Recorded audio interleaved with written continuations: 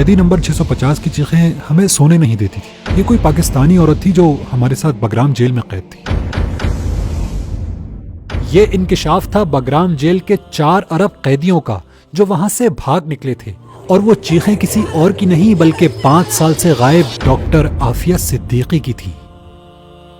Doctor Aafia Siddiqui ایک بے حد ذہین حافظہ قرآن، امریکہ میں MIT اور برینڈیز یونیورسٹی سے نیورو سائنس میں PhD ڈاکٹر ہیں، جن کے بارے میں ان کے پروفیسر اور امریکہ کی مشہور زمانہ شخصیت نوم چومسکی کا کہنا تھا کہ عافیہ اپنی ذات میں خود ایک ادارہ ہے، یہ جہاں جائے گی تبدیلی لائے گی.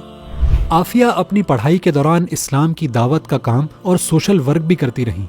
ان کے مقاصد بہت بلند تھے. وہ پاکستان کے نظام تعلیم میں انقلاب برپا کرنا چاہتی تھی. اس مقصد کے لیے ڈاکٹر عافیہ ایک نصاب تیار کر چکی تھی جس میں ماڈرن سلیبس سے لے کر تمام مذاہب کا تعارف بھی شامل تھا، جس سے گزر کر طلباء خود اسلام کی حقیقت کو پہچان سکیں. ان کے مجوزہ نظام تعلیم میں قرآن کریم اس طرح پڑھایا جاتا کہ تعلیم مکمل ہونے تک قرآن انہیں ترجمہ و تفہیم کے ساتھ یاد ہو چکا ہوتا. ڈاکٹر عافیہ کی بلا کی ذہانت، قرآن سے تعلق اور بلند عزائم نے امریکہ ہی میں رہتے ہوئے انہیں مشکوک بنا دیا.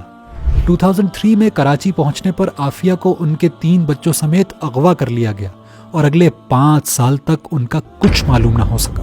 2008 میں بگرام جیل سے فرار ہونے والے قیدیوں سے معلوم ہوا کہ عافیہ افغانستان کی بدنام زمانہ جیل میں قید ہیں.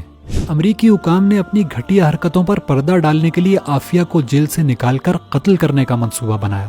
نہتی عافیہ پر امریکی فوجی نے گولی چلائی جس سے وہ زخمی ہو گئیں. علاج کا کہہ کر عافیہ کو امریکہ روانہ کر دیا گیا، جہاں ان پر بے سروپا الزامات لگا کر جج نے فوری گلٹی آف آل چارجز کا فیصلہ صادر کر دیا اور انہیں 86 سال قید کی سزا سنا دی گئی. ان کے دونوں بڑے بچے 2010 میں واپس پاکستان بھجوا دیے گئے، جبکہ سب سے چھوٹا بچہ تاحال لاپتہ ہے. امریکی جیل میں عافیہ کو کسی قیدی کے برابر حقوق ملتے، نہ ہی میڈیکل اور وزٹ کرنے کی سہولیات دی جاتی.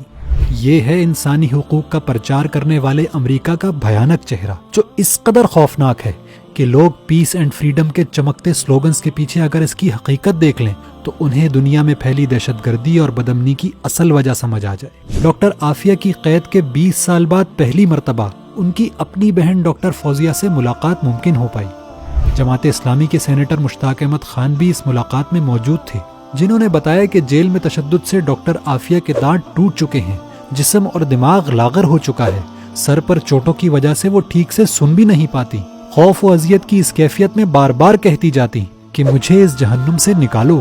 لیکن ڈاکٹر عافیہ صدیقی آج بھی ہمت و حوصلے کا پیکر ہے، اور سینیٹر مشتاق کے مطابق زبان پر امت کے بچوں کے لیے دعائیں ہیں، قرآن سے تعلق مضبوط کرنے، غریبوں اور کمزوروں کا ساتھ دینے اور اللہ سے تعلق مضبوط بنانے کی تلقین ہے.